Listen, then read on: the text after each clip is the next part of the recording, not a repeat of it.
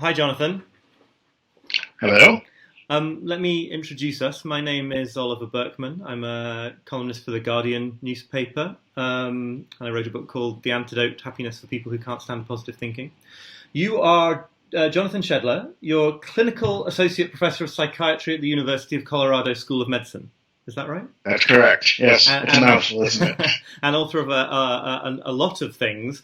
But just so that people can um, get this right in terms of the conversation we're going to have. You're also you're what people mean when they think about a psychotherapist as well, right? I mean, do people come and Yeah, sit in I a? guess I'm guilty as charged. Actually, to make to make it a little easier for you, as a preface to what we talk about, people say psychologist, and the same term is used to refer to two different kinds of people. There's this sort of schism between people who choose a research career and never treat a patient in their lives, Mm-hmm. and people who are practitioners and actually do therapy. And you're usually one or the other. There's a very small handful of people who do both, and I'm in that small Right. handful. And there are people who come to a consulting room and sit in a chair and you talk for 50 minutes or whatever. Like that happens as one part of what you do. Is that right? That Yeah, that is correct. the New Yorker cartoon, right? Um, so I hope we're going to talk over the next while about the kind of school, I suppose, of psychotherapy that you are most closely involved in, with psychoanalysis, this close cousin term, psychodynamic therapy, which in the sort of, I think, very, very sort of give it a quick account, would be stuff that goes back in some way or another to the work of Sigmund Freud, and hopefully look at not just at this, what this might have to say for itself as an approach to therapy and uh, individual happiness, but perhaps also as a way of thinking about society at large and the meaning of life, which is appropriate to this Oh, website. But let's just get a working definition. What is psychoanalytic therapy and what is psychodynamic therapy? What does it mean? it means a number of things because it's a form of therapy. It's a set of theories, many theories, not just one theory. And it's a way of thinking. It's a way of thinking about and understanding people and their behavior. So, psychoanalysis or psychodynamic approaches, the word doesn't have one single meaning. It really refers to a range of things. One of the things that people in the field and out of the field often don't understand is whatever brand name of therapy somebody is doing, or even offering medication, if you can think psychoanalytically about the meaning of the person's troubles, it makes the work better. So, the simplest possible answer I could give is psychoanalysis is a form of psychological thinking and a form of therapy that's concerned with meanings. The idea is that there is more to who we are and what we're about than you see on the surface. Okay, so I mean that's right. That's a very have that's I a very simple have I account of it. stumped you Because, already? well, no, that's a very simple account because I would imagine that people who don't consider themselves to have anything to do with psychoanalysis, or who may even scorn psychoanalysis, would also say they have an interest in what's going on Well, beneath the surface. the field is actually filled with people who are therapists and researchers who are adopting and incorporating psychoanalytic ideas while simultaneously disparaging them and telling the world, how this is new and different and how psychoanalytic thinking has been discredited.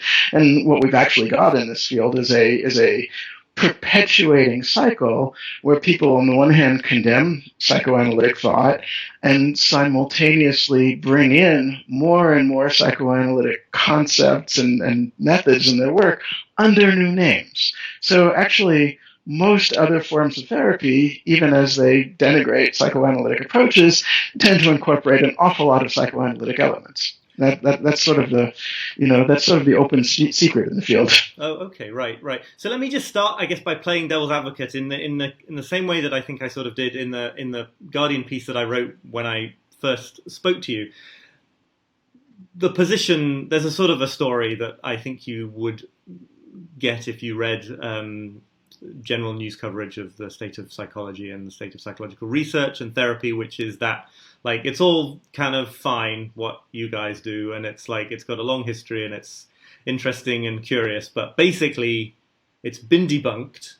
There is a form of therapy which has been established to have evidentiary support in actual studies, and that is, cognitive. These are cognitive approaches, cognitive behavioral therapy, the best known of them, which are, and not just in terms of the therapist's consulting room, but in terms of TED Talks and self-help books and the general state of thinking and writing about happiness.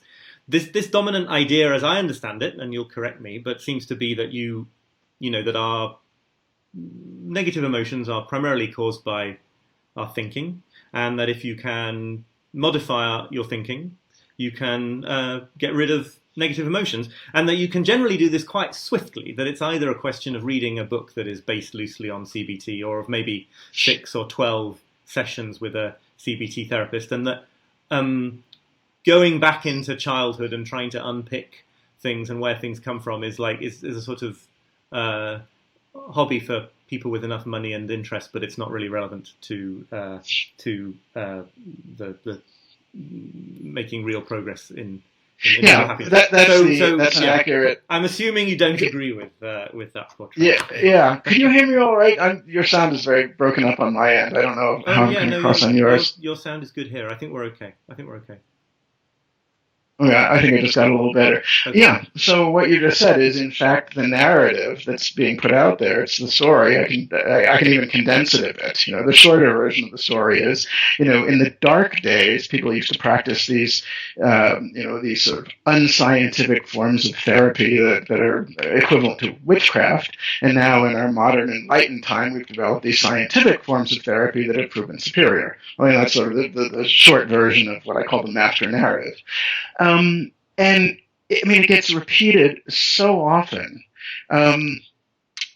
especially by academic researchers who study therapy in laboratory settings but don't actually do therapy. Most of them have never seen a patient in their lives. Right. It just gets repeated so often and so so insistently that people take it to be true. And actually, there's barely one word of that narrative that you just said that actually holds up to scientific scrutiny. None of it is true. So let me sort of piece apart some of the things that you just said and address them one step at a time. We have these very brief therapies. Your beliefs control your emotional reactions, depression, anxiety, whatever it is that a person is seeking treatment for. We have these very brief therapies. They can be as brief as 12 meetings. And, people improve and they get better. And that's really all they need. So here's where people are not getting the whole truth. We have tons of studies of brief, typically 12 to 16 session therapies that show that people get some benefits, statistically significant benefits from these therapies. And when these studies get published, they come out with a certain amount of fanfare and drum beating, and there's usually some media coverage, and the word that gets out is this brief therapy is effective. The second part of the story that people don't hear is the researchers very rarely actually follow up to see what becomes of the patients.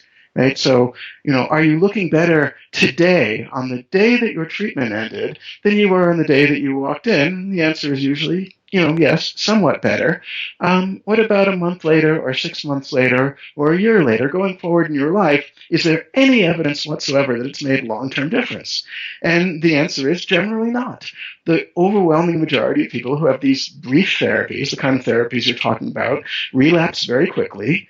More than half of them are looking for therapy again within less than a year for the very, very same condition. And in the follow-up studies that do exist, the benefits just dissipate. They start to dissipate on the day therapy ends. And if you look at the same people, within 6 months to a year out, the patients who've gotten the therapy and control group who's gotten no treatment whatsoever are indistinguishable. So that's the piece of the story that's missing. Right? There's a difference between some little short-term improvement and actually getting well and staying well. What scientific research shows is that for most people, most of the time, for the most common conditions, these treatments actually don't work.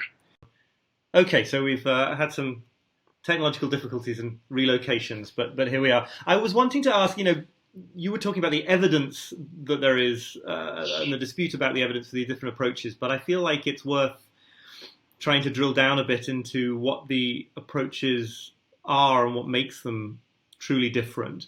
Because I feel like most people might assume that the difference between going to see a psychoanalytic therapist and someone who is very much a CBT person, you say actually the CBT person is doing a lot of psychoanalytic things without necessarily realizing it. But if they're effective, they right, are. Okay, right. But it's not just a question of in one place it's one set of techniques that I'm being told to put into practice in my life, and in another it's a different set of techniques. It seems to me like it's a much more fundamental difference in an understanding of like what it's a fundamentally different approach to practice. It's a fundamentally different set of assumptions about how and why people change.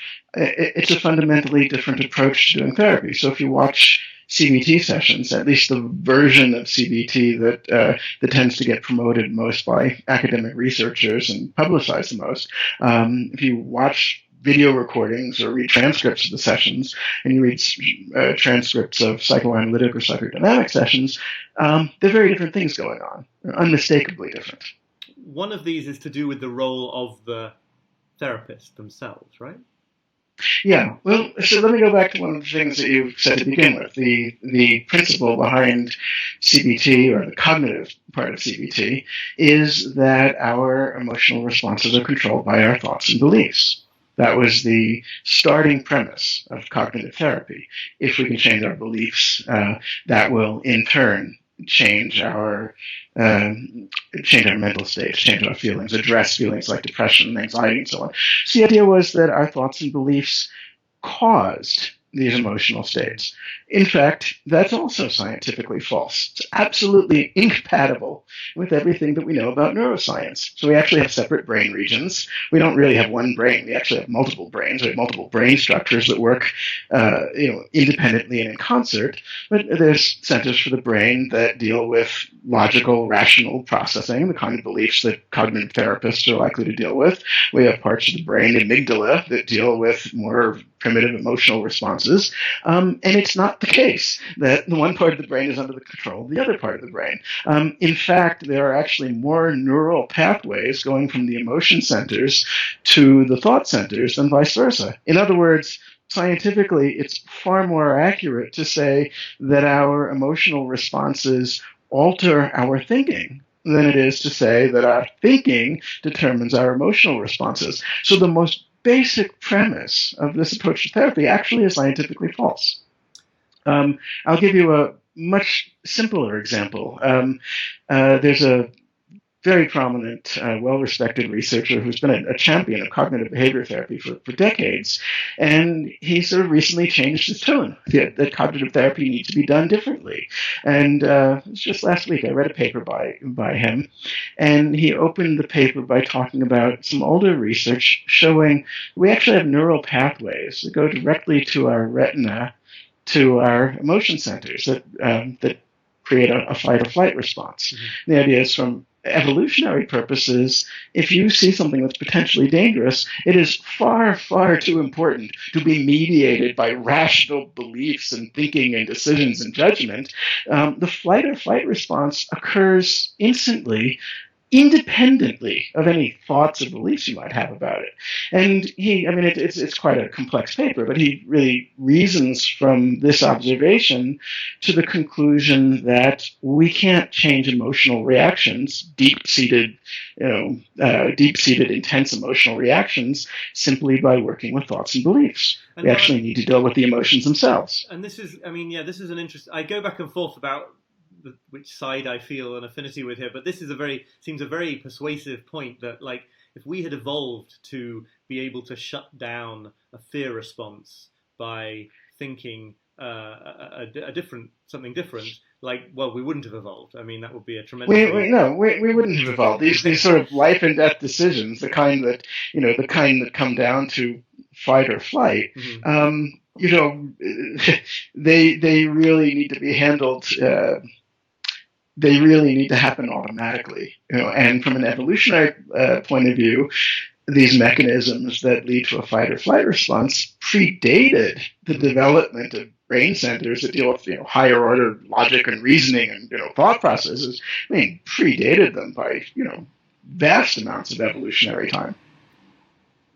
And this is connected, I think, tell me if you don't think it is, but they're connected also to the difference in the focus on the role of the unconscious in psychoanalytic approaches versus the cognitive approaches. There's this sort of implication in the cognitive approaches that you basically know what your problem is, and you're going to a therapist like you might go to a plumber or an interior designer or something to solve the problem that you know what it is. And everything that you talk about seems to be more a question of like, well, actually, you know the symptoms, you know that you're feeling really anxious or you can't sleep or you're depressed, but you actually don't necessarily know when you enter into the therapeutic relationship. Yeah, you don't know why. I mean, none of us fully know ourselves. That was the fundamental insight of psychoanalysis that traces its roots all the way back to Freud. That we're not fully masters of our own house. We don't fully know ourselves. Consciousness is part of our mental life, but not all of our mental life. And the truth of the matter is, if somebody knew what was really the matter when they came in to see me on the first day of therapy, they could tell me, this is the problem, this is what's behind it, this is what causes it. They really would have very little need for a therapist. They need me.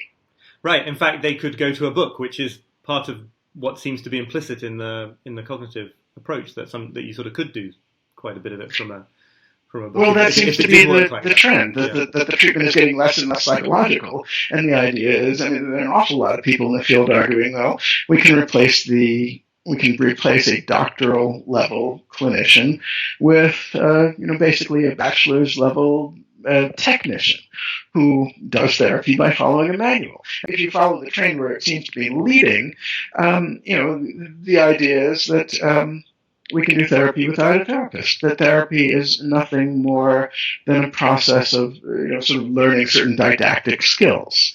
And in fact, if you look at transcripts or videotapes of how certain CBT sessions are conducted, it's very didactic. The therapist really assumes an instructor, a teacher-like role. The teacher already has the answers in advance. They ask questions not to stimulate the person's curiosity or reflectiveness about themselves. They ask questions to lead the person to the right answer that the therapist already has. There's homework assignments so you can practice these skills. The paper that I was referring to just a few moments ago, where he talked about how the retina is basically neurologically wired directly to the flight or flight center. He gave an example of how we should do therapy differently.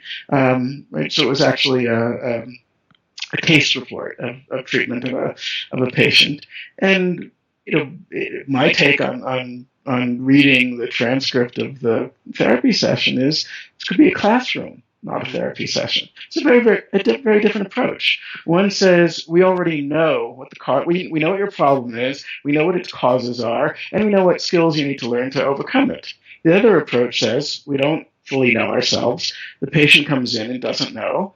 The therapist doesn't know. And so it's not didactic. It's a process of exploration and discovery. The purpose of it is that we can come to know. Well, then this is interesting. This is this idea that this gets us back to this question of the therapeutic relationship being important in the psychoanalytic approach in a way that it isn't said to be in the CBT approach, which is that. So you are going into this encounter with a new patient. Say, let's just set up that scenario.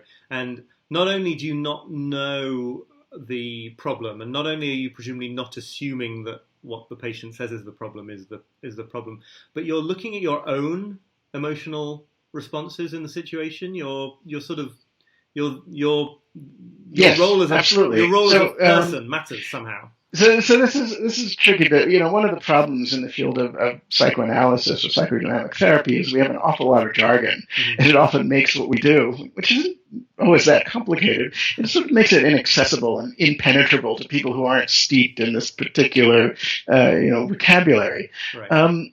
But the idea is really very simple. we all, as humans, acquire certain patterns of relating to other people through our earliest attachments. Right? So we have relationship patterns or templates, and we tend to live them out for better or worse. And it's not a question of whether that's good or bad; it just is. I mean, human infants have the longest period of dependency of any mammal on the face of the earth. I mean, we are absolutely shaped by our early attachments. Right? So they provide the templates for future relationships. A patient comes into psychotherapy, that's a relationship. There's two people here. A patient comes into therapy and they apply their templates for how relationships go. It shapes the way the person sees the therapist, how they perceive the therapist, how they feel about the therapist, how they feel about themselves in relation to the therapist. It shapes the interaction, the patterns of interactions. So the relationship patterns that the patient plays out in the rest of their life get played out in the therapy also. So the therapy relationship becomes a window into what goes on in the person's relationships. So the relationship with the therapist isn't incidental to the work. It is the fundamental source of information about the patterns that the person is living out. And it's through this relationship that the person has the opportunity to recognize and understand patterns that are causing difficulties, and hopefully to rework patterns that are causing difficulties. This is a very, very different view from a view that, well, it's two people and the therapist will be, sympathetic and supportive, but really the relationship per se is sort of in the background. The real work is in the skills training and the homework assignments and the examining of the beliefs. The relationship with the therapist is secondary. So I'm just trying to think of an example of this. If I sort of came to you and the nature of the early interactions were that I was, looking for some authority figure to solve all my problems so that I didn't need to take responsibility for it. Also, I don't know. I'm improvising here, but it would not. Well, that's not bad at all. Actually, right, okay. That happens. It would not only be that.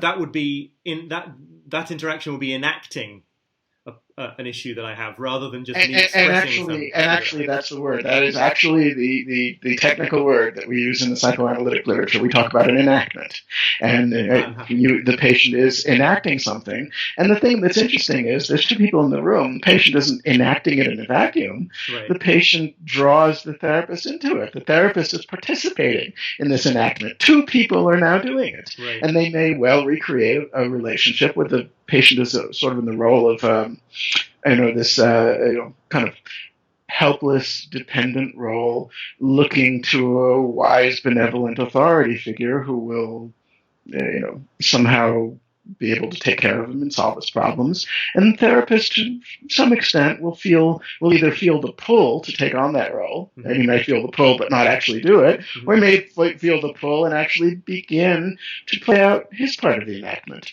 And the thing that makes therapy, not just another relationship that follows a pattern, is that at some point the therapist, we hope, has the capacity to step back, recognize the enactment that's taken place, put it to words for the patient, invite the patient to reflect on what's being repeated and recreated, and assuming that it becomes clear, it's something palpable in the room, this is the relationship we seem to be creating together. Is this information about how other important relationships in the person's life go?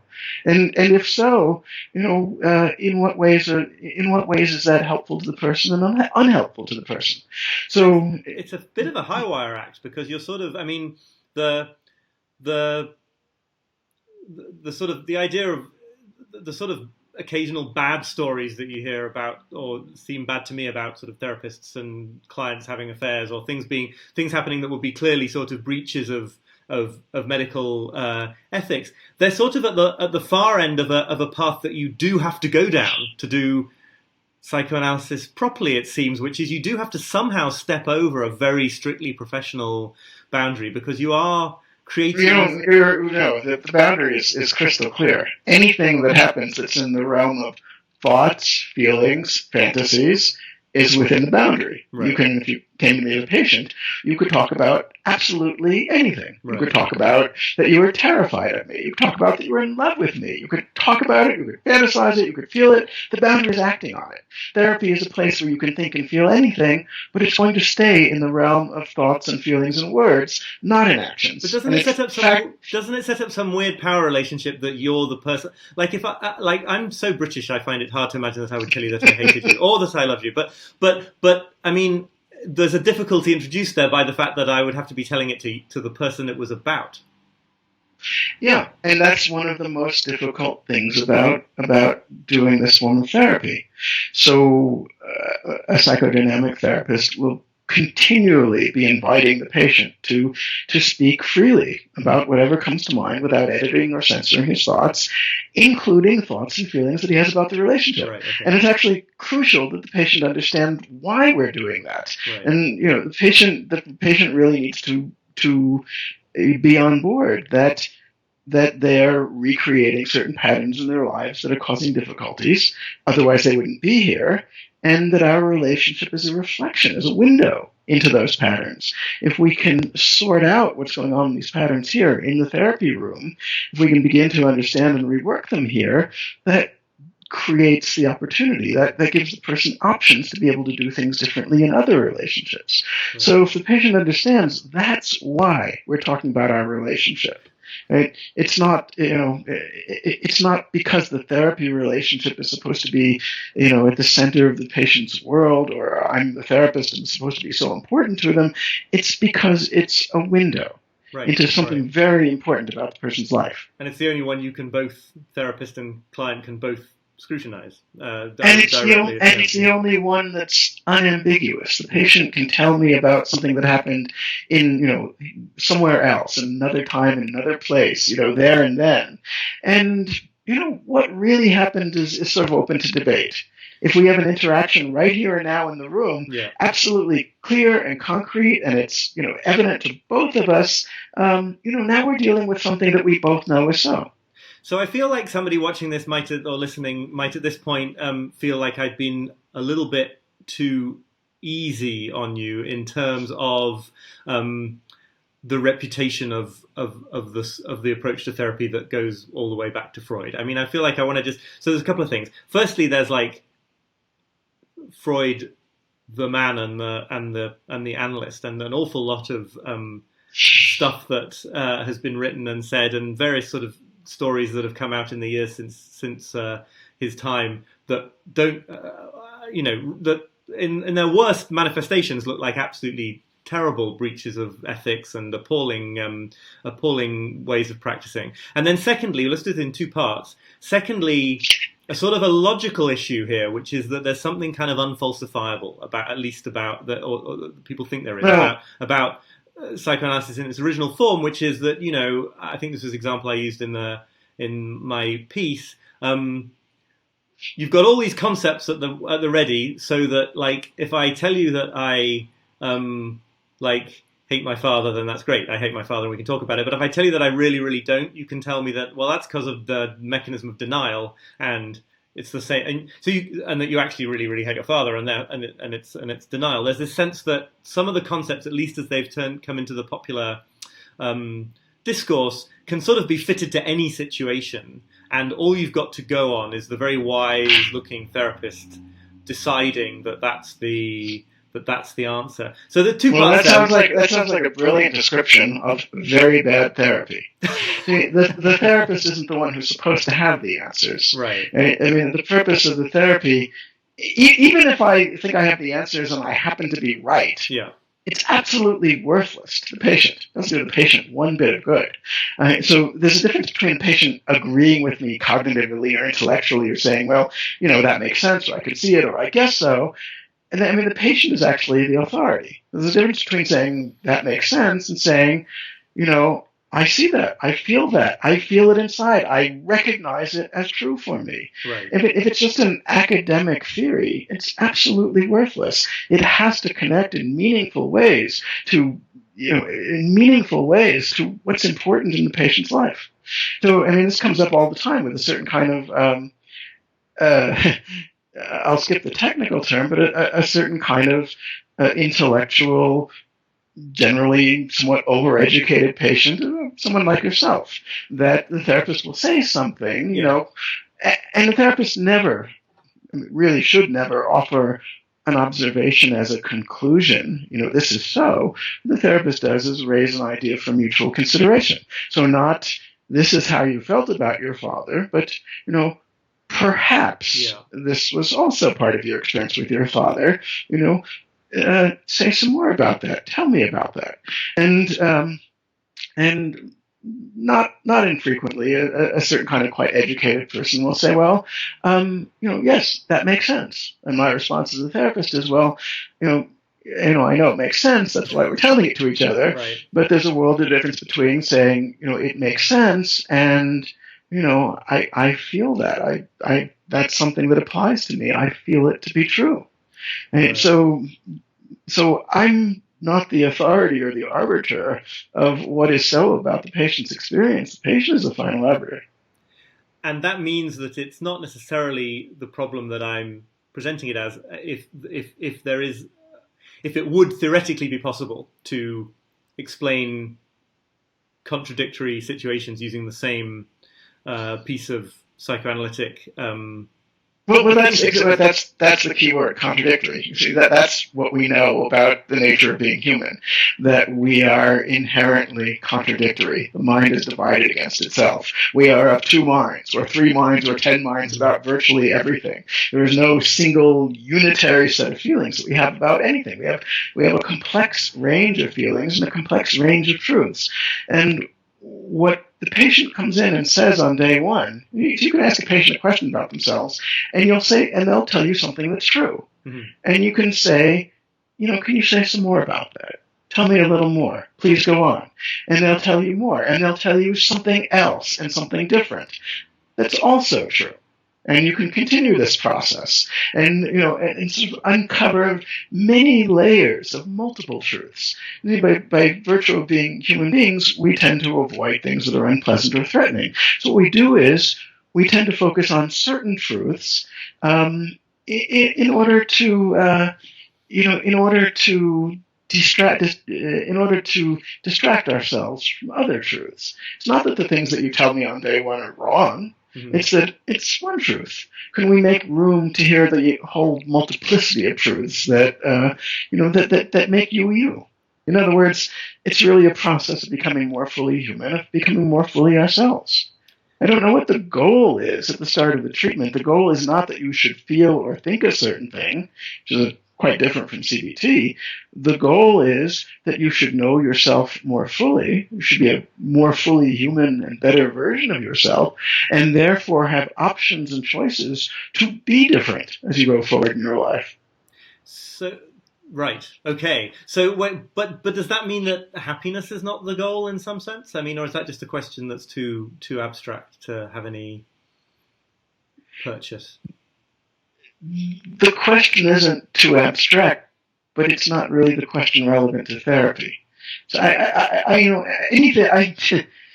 and yet people come because they are suffering and they want the suffering to go away. I'm probably going to get myself in trouble by speaking too bluntly and frankly, but from my perspective, any therapist who promises you happiness is probably a fraud. I mean, this is just beyond what. I mean, it may happen. Mm-hmm. It often happens, but I can't promise that. What I can promise is, you come in to see me as a patient, and you're miserable.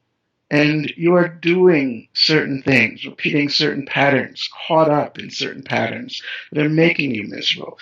What I can do is help you to understand the things that you're doing that are getting in the way of being more happy, being more fulfilled, getting in the way of being able to feel better and not have to feel depressed or anxious all the time, so that you don't have to keep doing it that way. Right? So I can look at the obstacles that are getting in the way of your happiness. What happens beyond that? What happens once those obstacles start to become a bit more fluid and workable, and they're not dictating who you are and what you do? What happens after that is sort of beyond what therapy directly addresses. So, in a certain sense, it's a pretty sort of humble I mean, it's a humble approach in the sense that nobody involved is pretending to know everything about how the mind works, but it's also a kind of it's sort of a modest goal. I mean, I guess Freud was famous for that, right? There's that quote about the goal being to transform neurotic misery into ordinary common unhappiness. Common unhappiness, right? Yeah. I mean, he didn't seem like he was a very modest guy himself. I know this is what people often want. We don't have the answers to the meaning of life, or what. I mean, this is the realm of philosophers. People who come into my office, people come in. They're suffering people. Mm-hmm. They're often suffering greatly. I mean, this notion drives me crazy. Sometimes you hear about, therapy is something for the privileged, for the very well. I mean, many of the people I treat are suffering profoundly. Mm-hmm. And, what we're saying is we can perhaps better understand the roots of your suffering, the pattern. We don't have answers to the ultimate questions. How should we? What is that? What is the meaning and purpose of life? And what is the right way to live? I mean, what we have answers to is, or what we have a method. What we have a method to do is to better understand the sources and the roots of repetitive forms of suffering and address them so the person doesn't have to keep repeating them.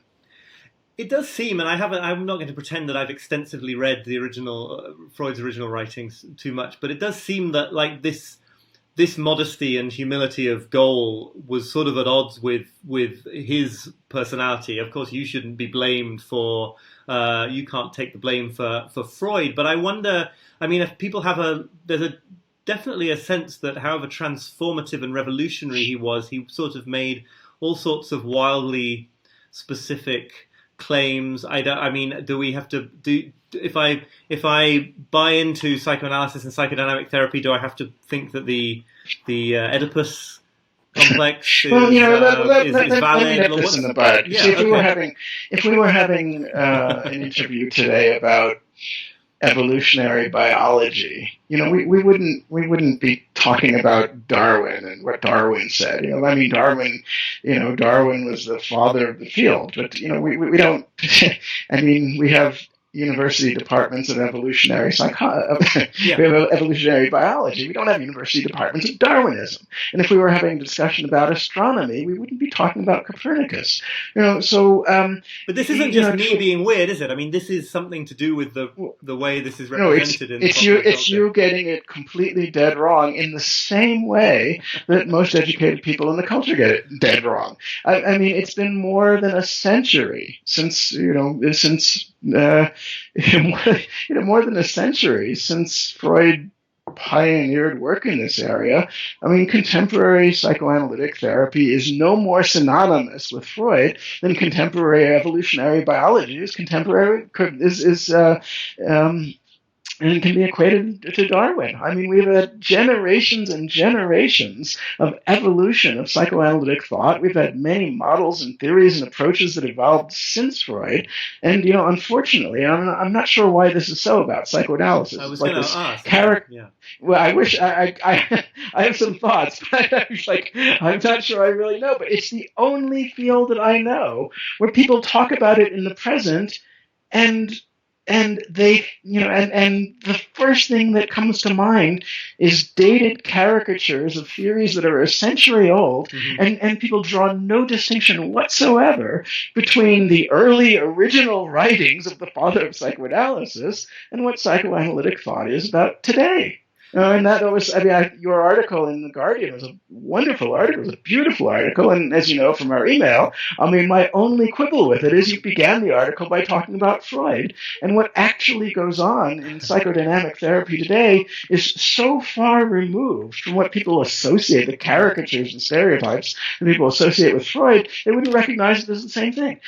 As a matter of fact, this is a common criticism because psychoanalysis has become the whipping boy of academic psychologists and researchers. Right? I mean, everybody wants to define themselves by saying, well, here's what psychoanalysts believe, and look how enlightened we are compared to that. And then they proceed to describe psychoanalysis in a way that's absolutely unrecognizable to any living psychoanalyst. I mean, the view that most people hold is sort of dated stereotypes and caricatures that are often the better part of a century out of date, and were a caricature of the thinking even a century ago. They're unrecognizable.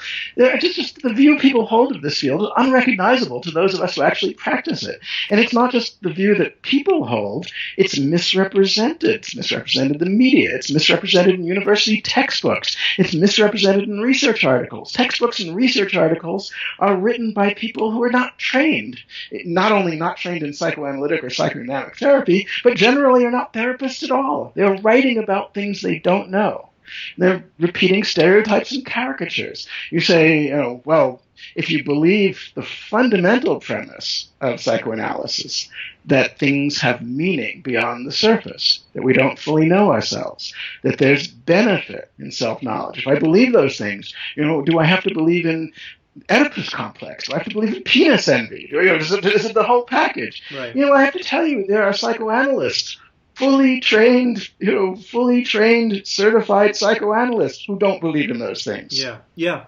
That is not what the work is about. It's a red herring. I mean, it sort of takes the focus off of what's actually important in the work. The funny thing about this is, you're obviously, that makes perfect sense, and now I feel, in a good-natured way, chastised for beginning that article with.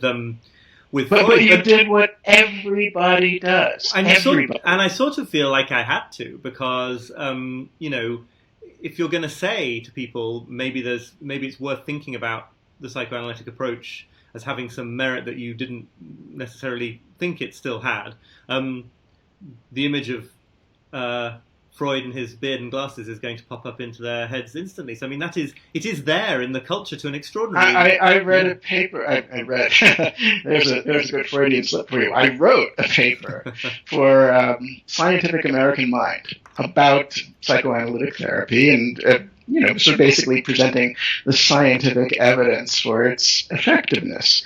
And one of the, main things that I wanted to get across in the paper is that people have, sort of just grossly mistaken preconceptions about what it is. I began the paper by describing, this is what contemporary psychodynamic therapy is really about. There's sort of 7 core principles, 7 distinctive features, and I described them.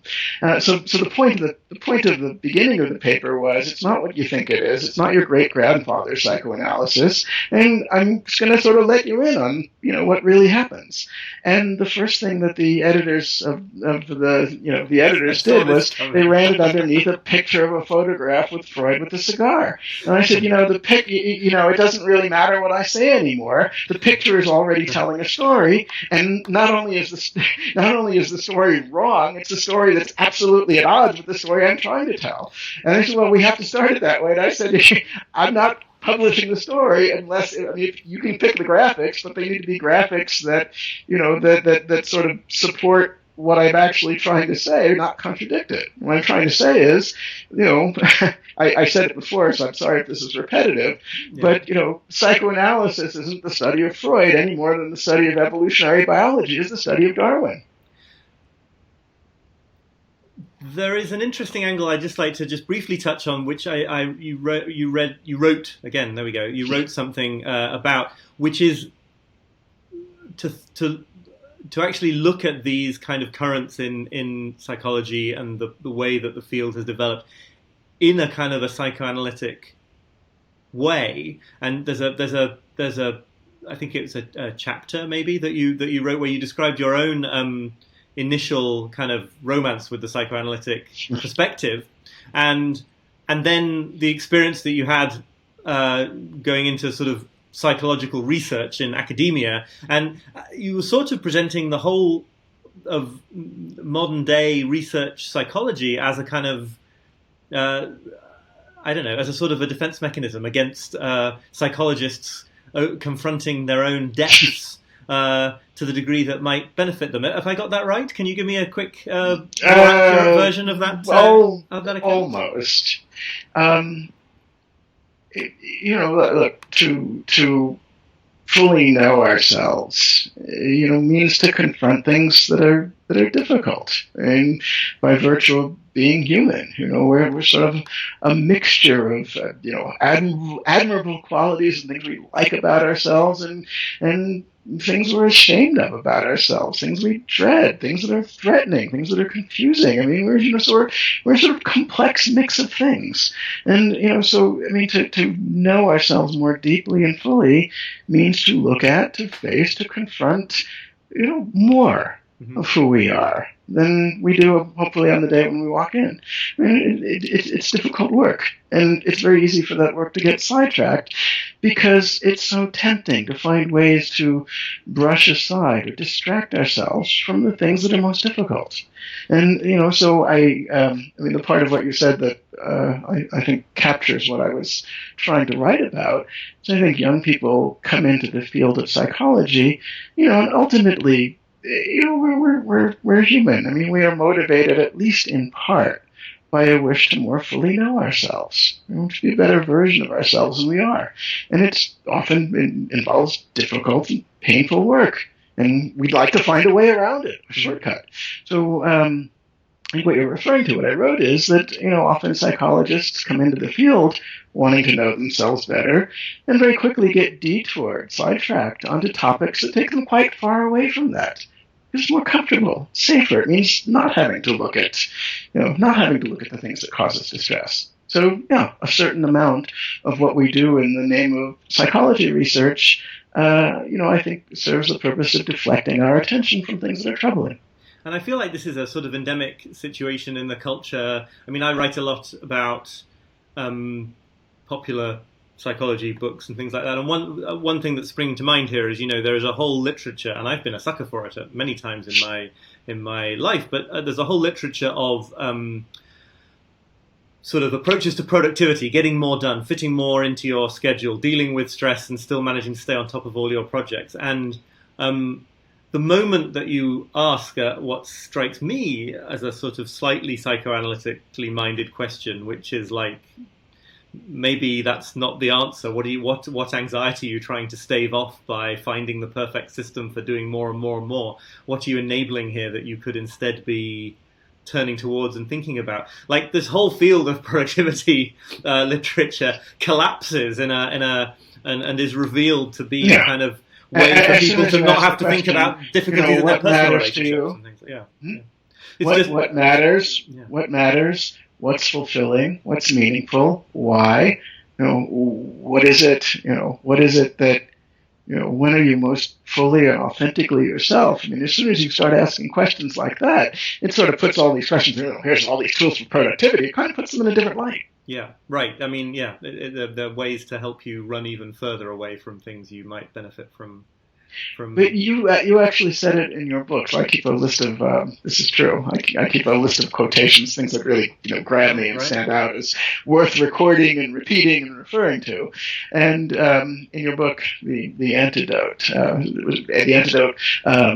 Happiness for People Who Can't Stand Positive Thinking. Did I get the title right? Yeah. At the end, you boiled it down to one sentence, and I'm probably paraphrasing, but it's something like, after all this reading and thinking and talking to people, it all seems to boil down to one idea over and over again, that happiness is often synonymous with vulnerability. This is actually at the center of psychodynamic or psychoanalytic understanding of what it means to be human, that we protect ourselves. We find ways to ward off the things that make us feel vulnerable. It's a form of protection. It's very natural. But the process of warding off the things that lead us to feel vulnerable are costly, very limiting. They limit our options in life.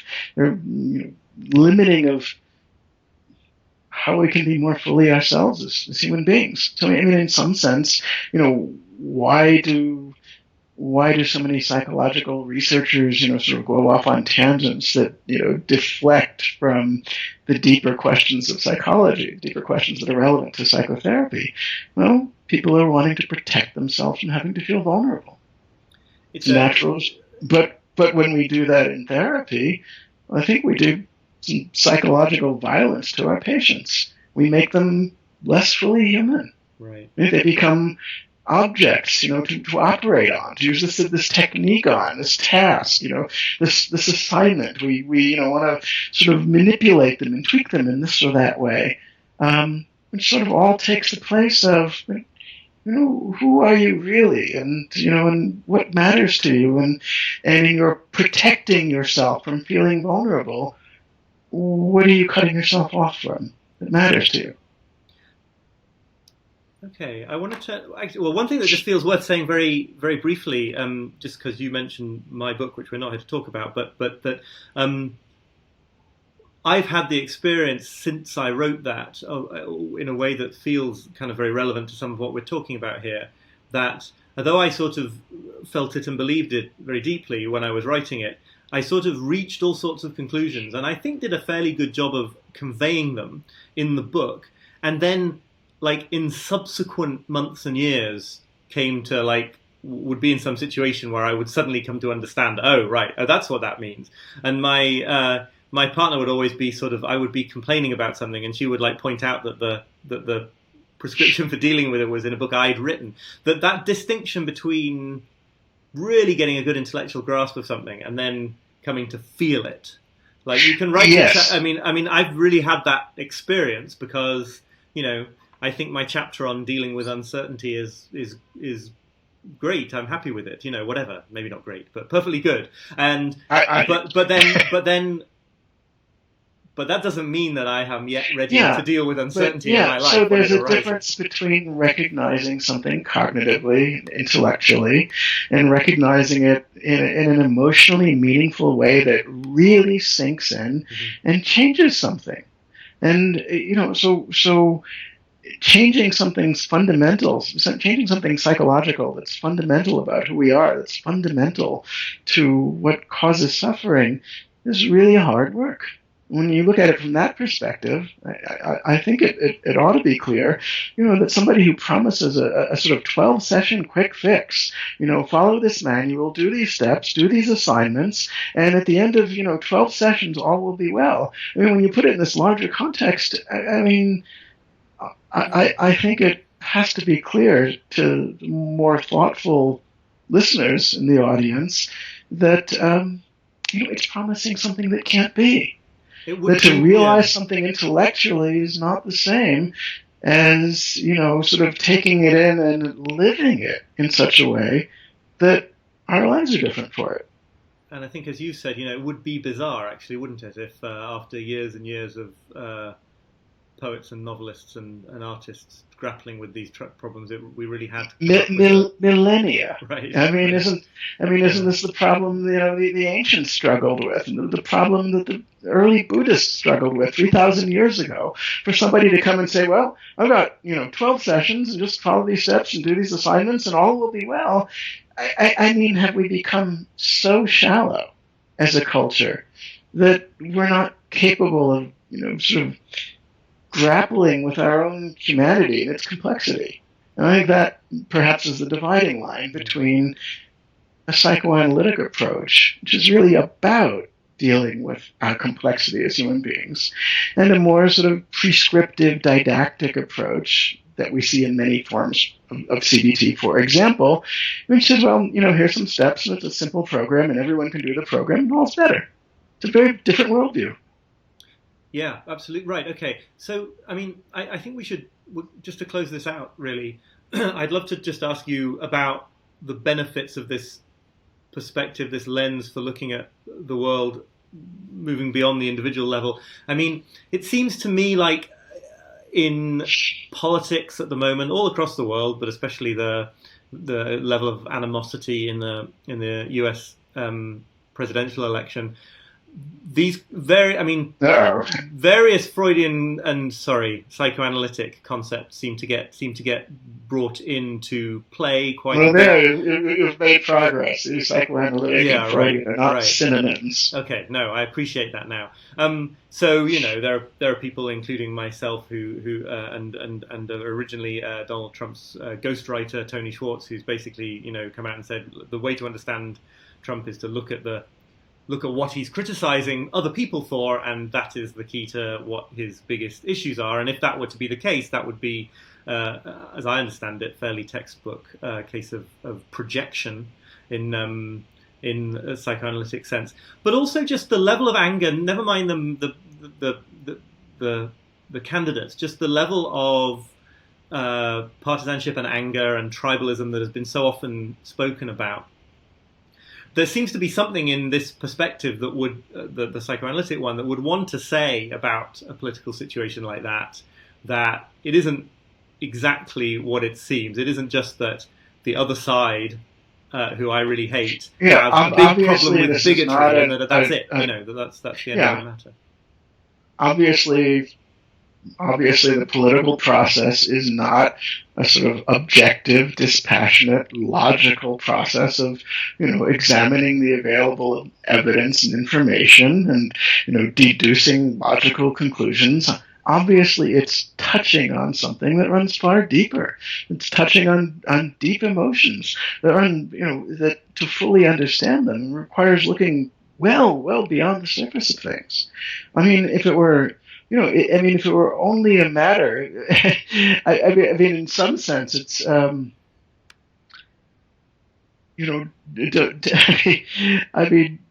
democracy is based on an ideal that, that we don't always reach, which is that we have an informed and rational electorate who are going to make rational decisions based on the information available to them.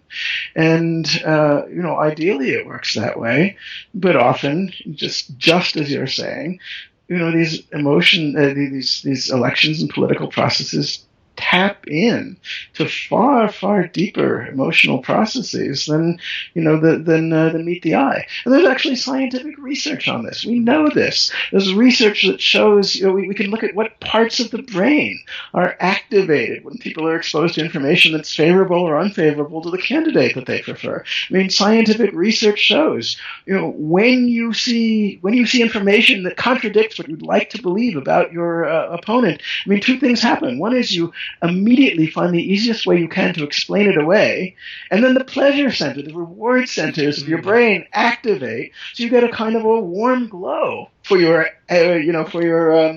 exercise in irrationality. I mean, we know this. Science tells us this, and yet we continue to act as if this is a purely objective, rational process. Obviously, it's not. Right, and I feel like a lot of political analysis treats the electorate in a way that implies that people are very simply manipulable by if they're worried about their income, you can promise them this. If they're there's a very small set of variables and they will respond in predictable ways to those variables. That seems like a really interesting parallel with the critical perspective anyway that you were offering on the cognitive approach to the mind, that that we can just tweak the buttons or whatever the right metaphor. Well, I'll tell you something that few people know, and it's not generally known. But Karl Rove, who was of course the architect of the Bush campaigns, George W. Bush campaigns, was actually a psychoanalytic scholar. He was very, very well versed in Freudian and subsequent psychoanalytic writings, and he applied that in his political campaign, his campaign tactics. And he said so. I don't know if he said so publicly or in writing, but I know for a fact that he said so. It's not a secret.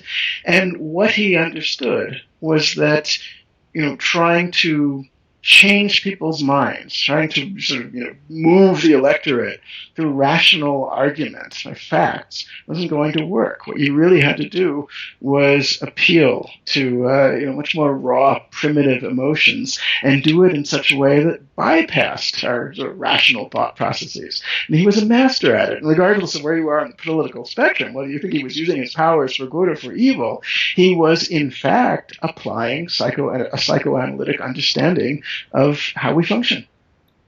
Well, certainly. See, I caught you by surprise. Yeah, no, I was going to say certainly unconscious things have been unleashed in the present in the political scene at the moment. It seems. we're gonna have to wrap this up. If I was thinking on my feet, I would make a really annoying therapist joke about time being up somehow. But I can't think of one of those, so I'm not going to do that. I'm just going to say thank you very much indeed for your time. It's been really interesting, if worrying in certain ways, and hopefully we can talk again. All right, bye. It's been a pleasure on my end too. Okay, bye.